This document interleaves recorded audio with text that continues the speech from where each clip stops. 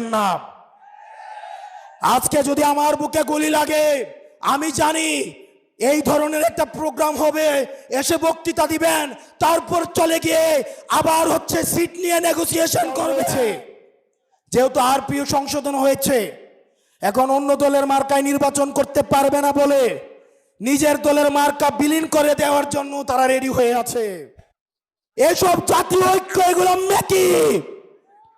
আমাদের হাদি ভাইয়ের রক্ত এই জাতীয় ঐক্যের আঠা হয়ে আসুক, সেটা আমরা চাইনি।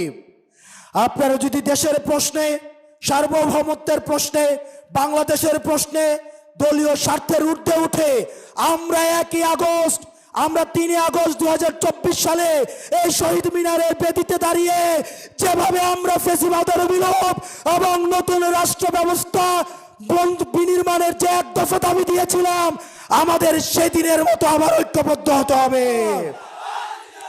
দিল্লি না ঢাকা, দিল্লি না ঢাকা, ইনকিলাব ইনকিলাব, দালালি না রাজপথ, দালালি না রাজপথ, আপোষ না সংগ্রাম, চুকে চুকে লড়ে যাব, আমরা সবাই হাতি হব।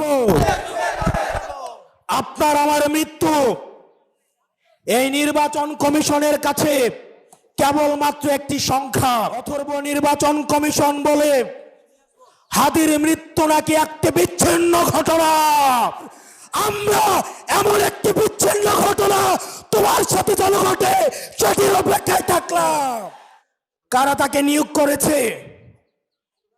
এরকম ইলেকশন কমিশন আজকে যদি চলে যায়, যে লাইন ধর্মী ইলেকশন কমিশন হওয়ার জন্য শাহবাগ থেকে শহীদ মিনার পর্যন্ত যোগ্য ইলেকশন কমিশনার খুঁজে পাওয়া যাবে, কিন্তু আমার ভাই হাদি যে অনন্তকালের উদ্দেশ্যে যাত্রা করেছে, আমার ভাই হাদিকে আর খুঁজে পাওয়া যাবে না।